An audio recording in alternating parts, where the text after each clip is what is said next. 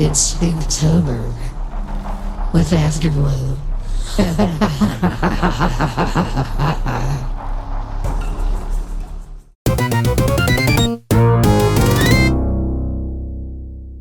Hello and welcome back to Afterglow episode 84, where we'll be discussing Splatterhouse. We're kind of going to go back and forth a little bit between the arcade version along with the original TurboGrafx 16 version. A really interesting game. It's, for its time, one of the goriest games that I remember, at least in the era it came out in. And for this episode, we'll be joined by another guest again. We are joined by Stumbles, otherwise known as Stumbling Steven, from the Secret Levels Discord. I was wanting to get him on an episode. Been trying to talk him into coming on for a while. We finally are going to bring him on for this episode. So I hope you enjoy us checking out Splatterhouse. And we'll be diving right into that after our first music and commercial break.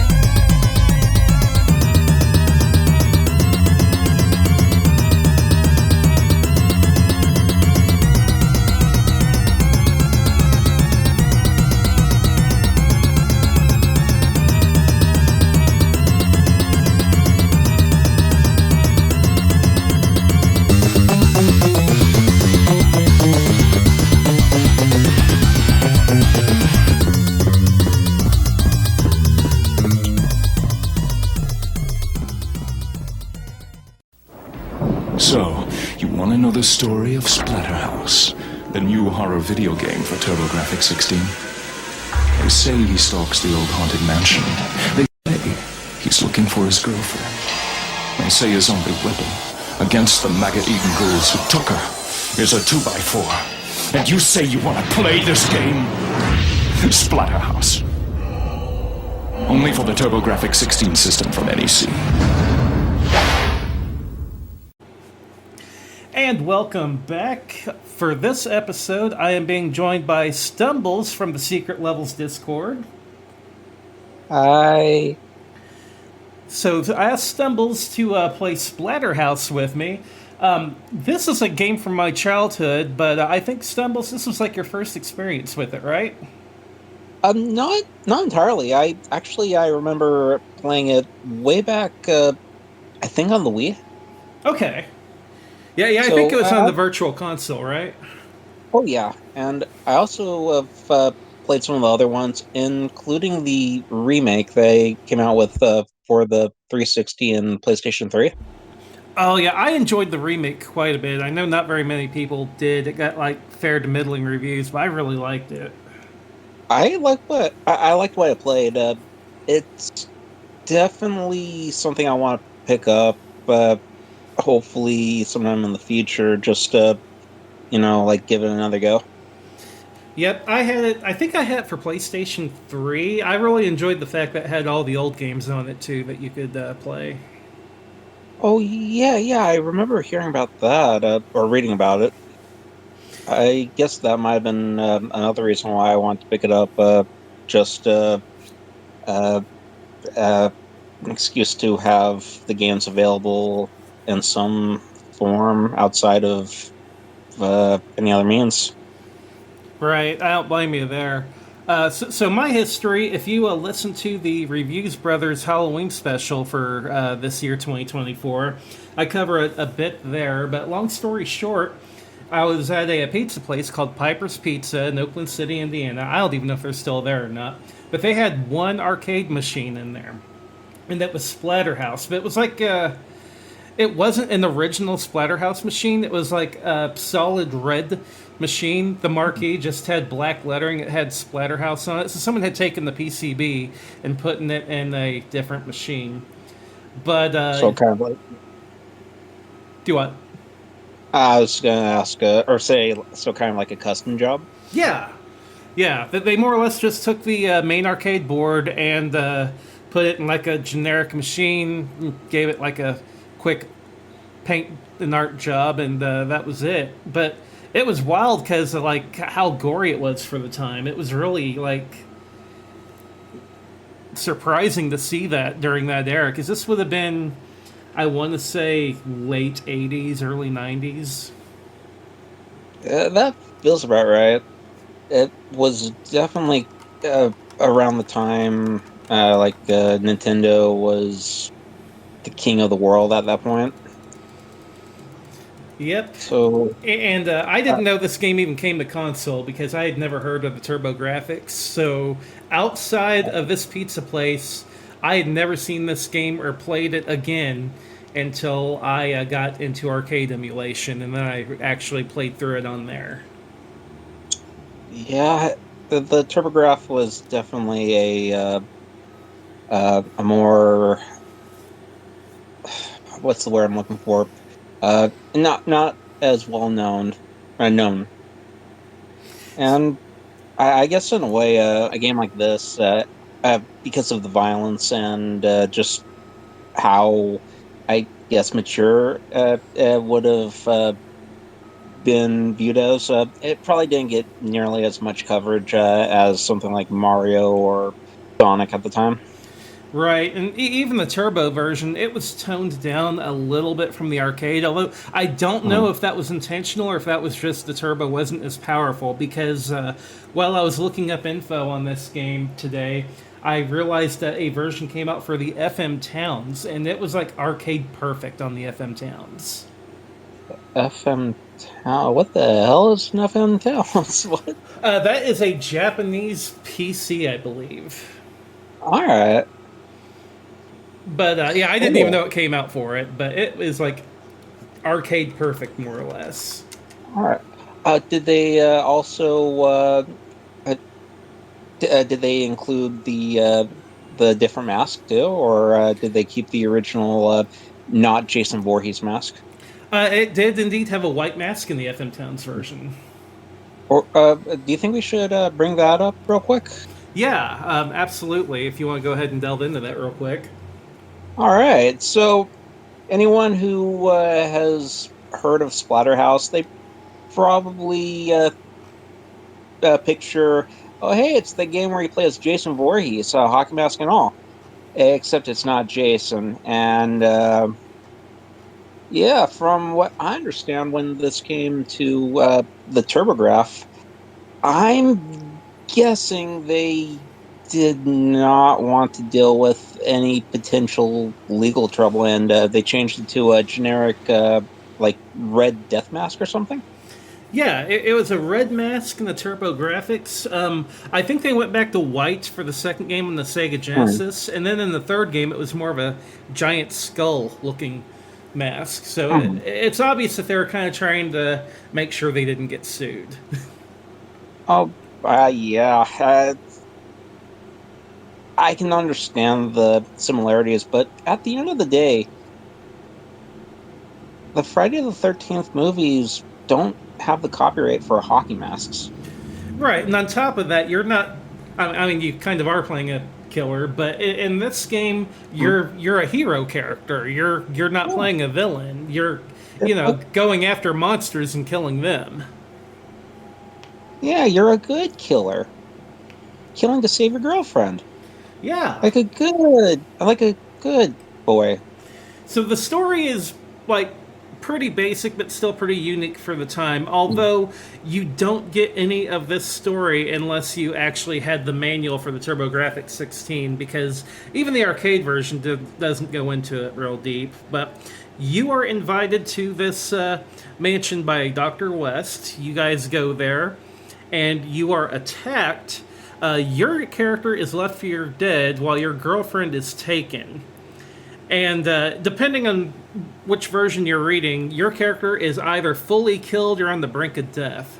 Whenever this floating mask appears and makes a deal to give you power in order for you to more or less go save your girlfriend, although the mask actually feeds off of you killing all of these monsters in the mansion. So, more or less, you go through this mansion, which I wonder if that Resident Evil kind of calls back to this, as it's another mansion you go through. Although you kind of like leave the mansion at one point, you go to the grounds of the mansion before you re-enter it. I thought that was kind of weird. Yeah, kind of reminds me of what was it, Castlevania, where isn't there like one of the games where you go in the castle and then a later stage you go outside the castle and then another stage you go back in the castle? I think that might have been Super Castlevania 4. Oh yeah, that sounds about right. But yeah, that's a funny little detail. Like, uh, you know, just pick your pick and choose one or the other. Go inside the Hell Mansion or the Hell front yard. And you really should have stayed in the mansion because, dear God, the boss that you have to fight to re-enter is insane. The biggie man, he's got the sack over his head like Jason Voorhees with the chainsaw arms. Okay, say no more. Fuck him. Yeah, he's ridiculous. The only way that I can come up with to reliably beat him, there's a shotgun at the beginning of the level. You grab that shotgun, but you don't use it. You only use the low kick. Let go of it.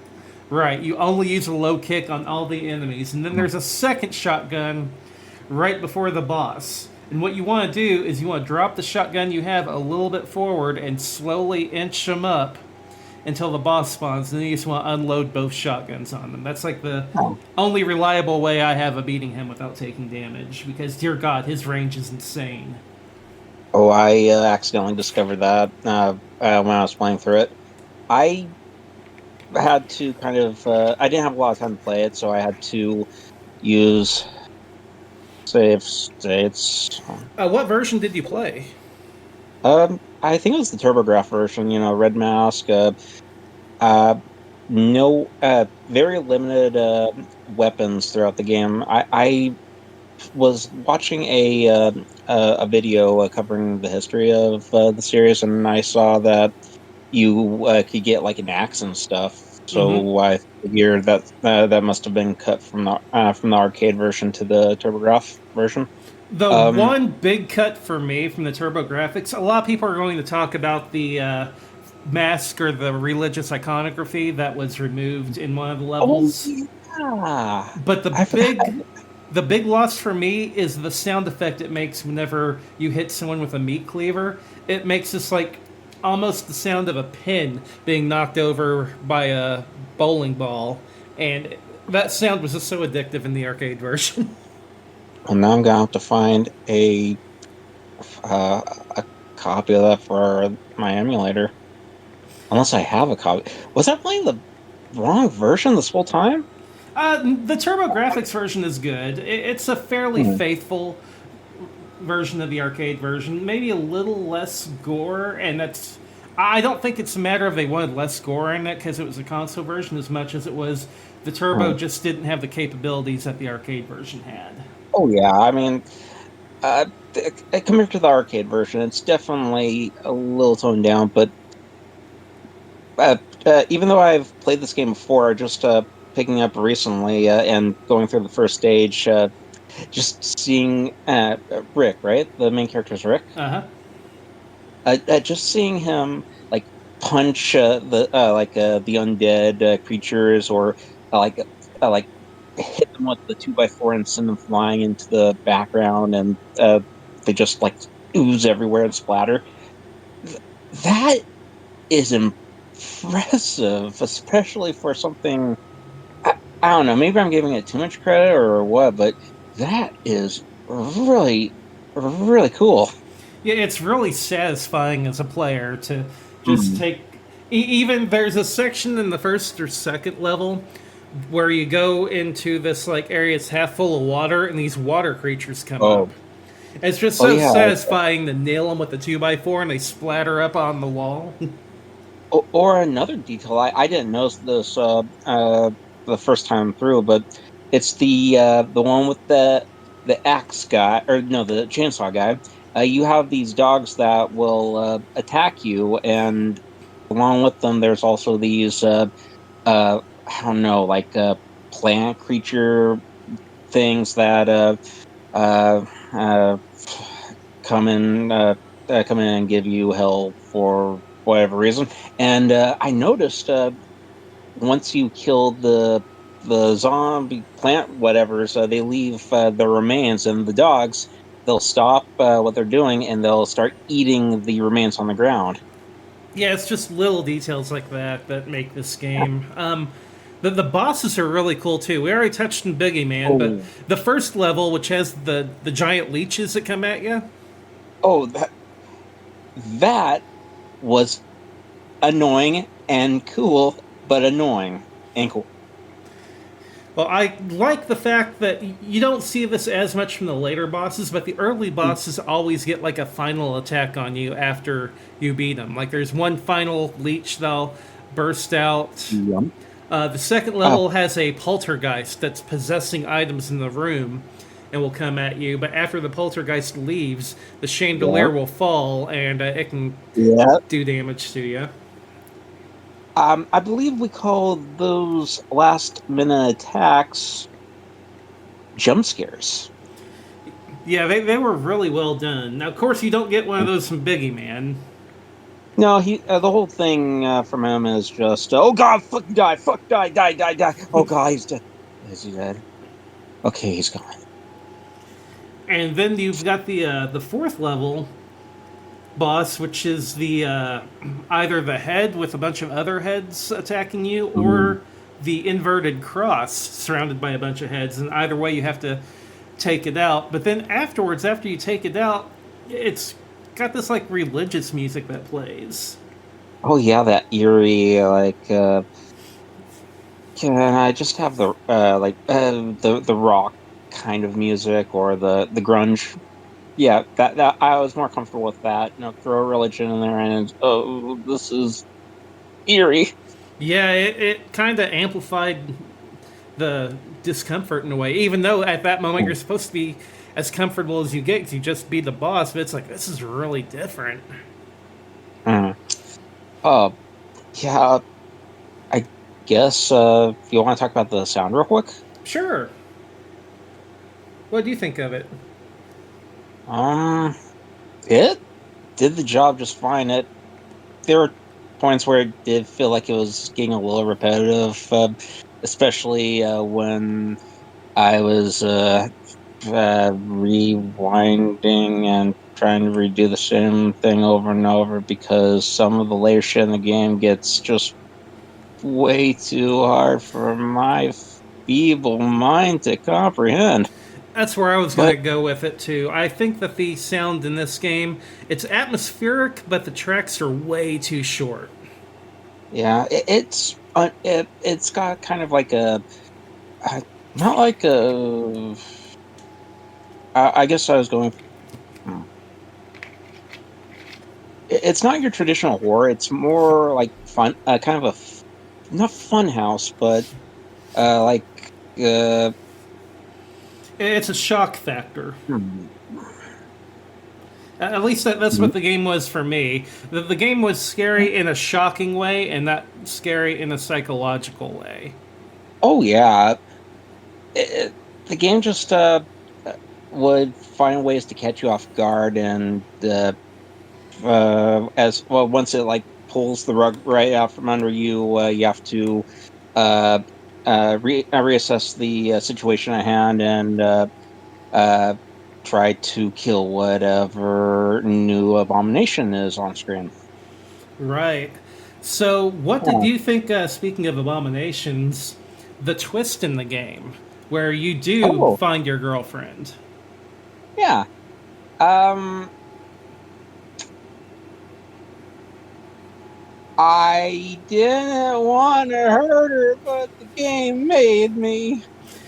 Spoilers for a 30-year-old video game. You do get to your girlfriend, but she does transform into the boss of that level, and you have to beat her and more or less at the end of it, you believe you've killed her. She will, like, disintegrate in your arms.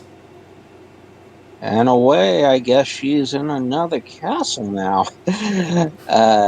One you'll never find. Well, you do find it if you play Splatterhouse 2. Oh, Yep, you spoilers again, but you do if you guys want to check out Splatterhouse 2 and 3, those two games actually continue the story off this game, so I do recommend playing them as a loose trilogy. 2 plays a lot like this one does, but then 3 turns into almost like a Streets of Rage beat 'em up game. oh yeah, it gives you not just the front, forward and backwards movement, but up and down and more exploration elements through the mansion. I believe it was. You're going through the same mansion again, right? No, that's actually supposed to be their house. Oh, They have a large house well, apparently in the third game. I guess they just like their big spoopy houses. But after you beat her, Rick more or less goes on a revenge tour where in the next level he'll take out a giant heart looking thing. And then in the last level, the mansion's burning down, everything's on fire. And you have this cool final boss. I don't know if you got to this guy or not, but the head comes up out of the ground and you have to smack the head while the arms are coming in off screen to hit you. I haven't gotten to him yet. I'll probably go back and finish the rest of the game later. But I am familiar with this boss. Actually, like a year ago, I think, or around there, I was looking into doing some beat art, or the beat art where you glue the things together to make sprite work. Yeah, I remember I was trying to do some horror themed creations, and I found a template for Splatterhouse characters from that game, and I pulled this guy's character sheet up, and I'm like, what the fuck is this? I need to make this. I haven't, but I need to make it.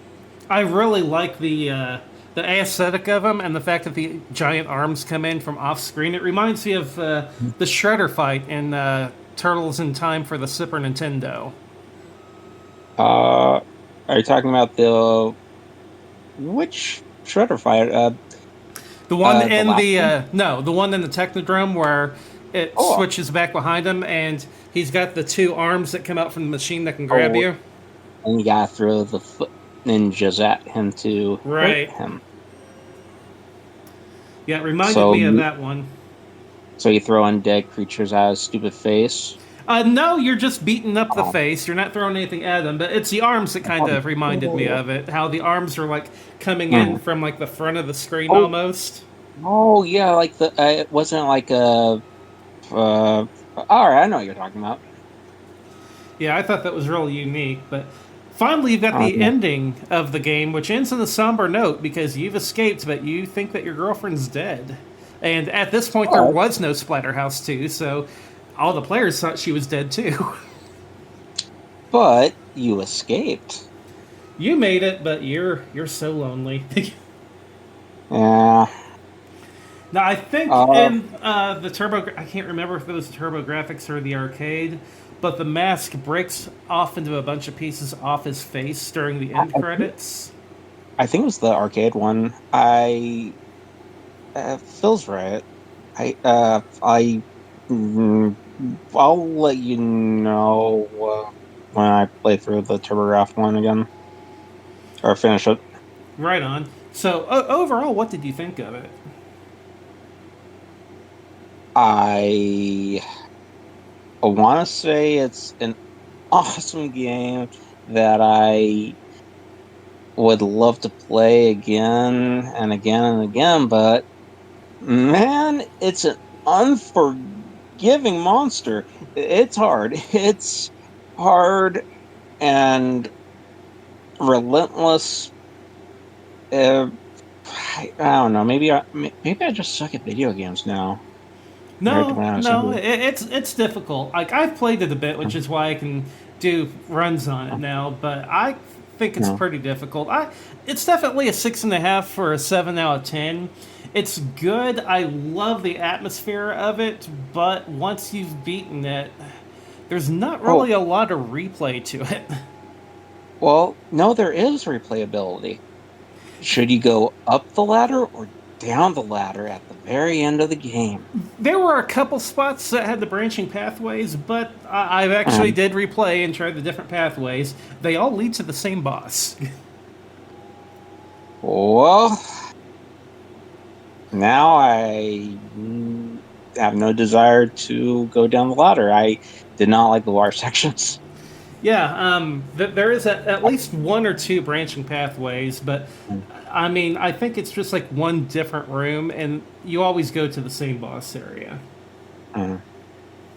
Well, at least to give the sense of branching pathways. And again, it was an arcade game originally, so uh, I guess it it would explain why the game is as hard as it is. It was initially designed to steal quarters left and right.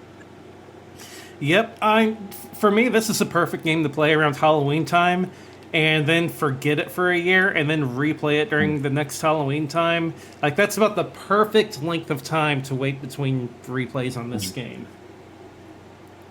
Yeah, that sounds like a fair waiting point. Personally, I don't know. I think I'm just more familiar with the second one. It also helps that one was on the Sega Genesis, so Right, it had more distribution. It was on a more popular system. uh, actually, in a way, it's kind of odd. When you were younger, did you get the game on the Sega, the second one? Honestly, no, not until I got into emulation. I didn't even know the second and third ones existed until I got into emulation. All right, no, that's fair. I guess I was just thinking, like, anyone who was introduced to the game series through the second one, they thought, "Oh boy, where's the first one? TurboGrafx 16? What the fuck's that?" Right, if they could even find it, because like I said, I had no clue about the TurboGrafx until like much later. And the sad part is, EGM back in the day, they talked about it, so I don't know if I glossed over it or what, but whenever I read EGM, I was looking for Nintendo, Super Nintendo, Sega Genesis. I completely I don't glossed know. over all the other systems. Yeah, uh, it was definitely a. I feel like I said this before already. Um, uh, I guess for me, I just can't think of a whole lot of TurboGrafx 16 games that stand out for me. I like the Bonk series, of course, but beyond that, I know there's really good games, just nothing that's like come to me. I think part of it Right is that the now. game library for that system was so small. Like, Uh, I want to say there was only like under 100 games that came out here in the U.S. for it. But I mean, it's a solid list. Like, I think you've got one of the best libraries that exist for a console. hmm. It's just that, once you've played all the good stuff, there's, not a whole lot left to it. But you've got Devil's Crush and Alien Crush Pinball, Blazing Lasers, R-Type, Dragon Spirit, Fantasy Zone. Just, going up and down the list here. There's some definite good stuff. Newtopia, Ease Books 1 and 2, Bloody Wolf, Splatterhouse, of course, Claps, Legendary Axe. I mean, Bomberman, the system is full of good games. It's Oh, just that, like I absolutely. said, it didn't sell well. Mhm. Yeah, and I have a feeling it was more of a system that tried pushing arcade ports a little bit more than something like the Nintendo did. In a way, the game system itself kind of it makes me think of like the missing link between the Sega Genesis or Sega Mega Drive and the NES. Right. Now, the cool Yeah, thing, though, is that they did come out with a TurboGrafx 16 Mini a couple years back, and Splatterhouse is on it. So if you're looking to play this game and you want to do the TurboGrafx version, that's a fairly cheap way to get it. Plus, like, I want to say that thing has like 30 or 40 other games on it. you're right about like how many games there are on it. I do have a mini somewhere. I just need to unbox it. Of but I haven't looked at it in a while. But the last time I checked, it is a little more pricier uh, than I. Yeah, the TurboGrafx Mini is $100 if you want one. Uh, Or at least that's what I bought mine for. I think that they're like not as active as far as making them now. You might have to get a used one. oh, let's see how much it is. While you're looking at that, wow, yeah, the version of Splatterhouse for the TurboGrafx is like $100 right now. So you'd be probably better off getting the Mini, even if it did go up. Well, it's currently unavailable on Amazon. Let's check. eBay has a few of them, and you can actually get them for. They did go up a bit. I'm looking at 100, 150. 200. Yeah, there's some for 200. So it did go up a bit, but keep in mind you're getting looks like 54 games if you get the mini. So that's like pretty well half the library here in the U.S. So that would probably be the way to go. Yeah, it's definitely worth picking up if you can find it for a reasonable price. Of course, was definitely. If you don't do that, you can also play this through the Splatterhouse game on the 360 and PS3. 360 version looks like you can get it for about 40 or 50 bucks. That's a little high for a used 360 game, but it's not horrible. PS3 goes for a bit more, 70 to 80. Man, if only they would re-release these games in an HD remaster of some kind, you know? Yeah, and Splatterhouse would be an excellent one to do it too, because it's not been made available since that 360 version.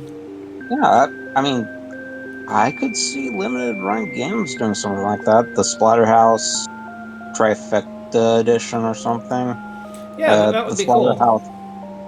Yeah, I mean, hell, I'm not a picky guy. They don't even have to remaster it. Just give us the damn game, you know? I mean, not everyone has a PlayStation 3 or 360 laying around. Right, I would love to see these be made available again. So, Stumbles, before we get ready to wrap up, is there anything you want to plug, or where can you be found at? I actually don't have anything to plug. I gotta get on that. I mean, outside of like.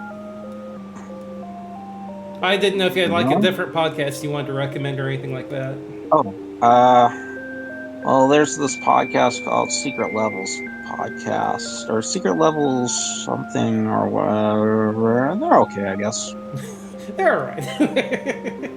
Of course, myself and Stumbles can both be found on the Secret Levels Discord. Yeah, we talk about stuff. Usually video game stuff. Sometimes horribly inappropriate stuff. Especially inappropriate stuff.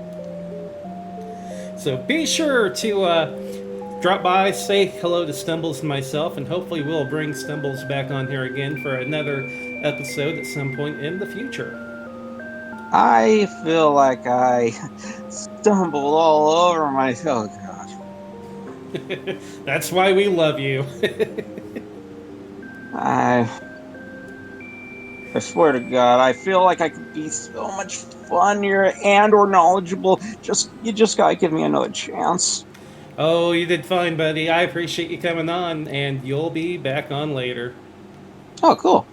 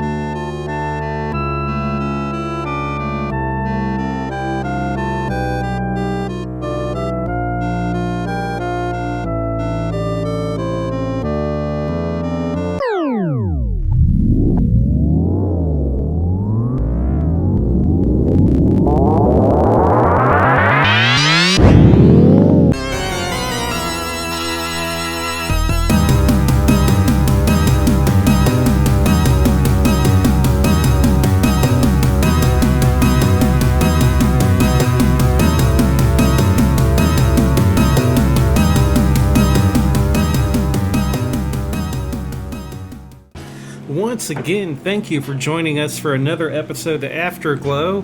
Be sure to go to the Secret Levels Discord and give Stumble some love. I'm really glad that he came on for an episode, and I would love to see him come back on. So if you're wanting to check out more podcast goodness, check out the show notes where we have a link tree. I've edited the link tree just a little bit, so all of the friends of the show are also now in the link tree in the one link, instead of having a big list of links at the end of every episode. So just go to that one link, and for my stuff, you can check out other places to listen. You can check out our Discord. There is a Patreon, as well as a merch store if you're interested in that kind of stuff. And of course, there are links for all of the friends of the show, including the ones you're about getting ready to hear from right now. Hello, my name is Aaron. I'm one half of Superpod Saga, a topical variety video game podcast fueled entirely by nostalgia and unleaded gasoline. Superpod Saga, we discuss a different video game topic each and every week. We have new episodes every single Monday covering a different video game topic. More than anything, we want to entertain our listeners and make you feel like you're one of the boys, like you're hanging out at a campfire with some of your best zany, caffeine-powered buddies and just talking about your favorite games and all that stuff. Stop on down to Superpod Saga. It's on every podcatcher there is. If it's not, let me know and we'll get on it. But again, Superpod Saga, stop on by.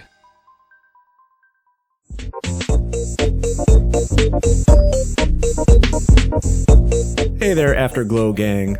Keith Gasper here, the host of what I'm told is the #1 retro gaming podcast available on the internet, the Main Quest Podcast. The Main Quest is an ongoing project wherein I'm replaying the entire library of games that I grew up with, sharing my memories associated with those games, and deciding if that bit of media still holds up today. Every episode I am often, but not always, joined by a friend as we discuss the gameplay, presentation, and most importantly, where that game came from, who took part in its inception, and what kind of legacy it left behind, if any. Because honestly, not every game can be Tetris. It's not enough to walk away from each episode having had fun, but hopefully, you also learned something about your favorite video game, or maybe even a game that you've never even heard of. So come on over, have a listen to the extensive backlog of Main Quest Podcast, available of course on all major podcasting platforms, and look out for brand new episodes coming in 2025. And of course, hey, always remember, it's okay to like a video game.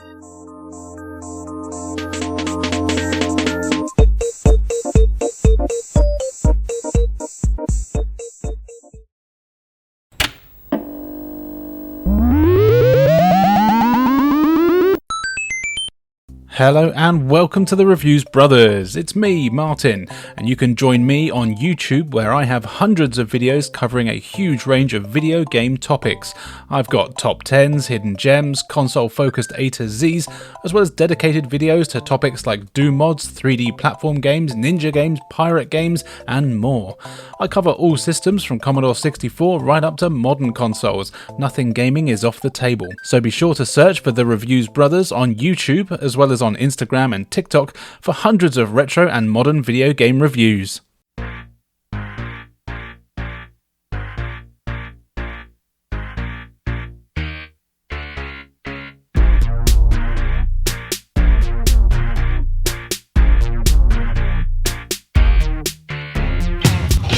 For more than 15 years, Retro Gaming Roundup has been the centre of your retro gaming universe, with top 10s, interviews, game reviews, news, and much more from all over the globe. Be sure to tune in every month for a new dose of Retro Gaming Roundup. That's RetroGamingRoundup.com.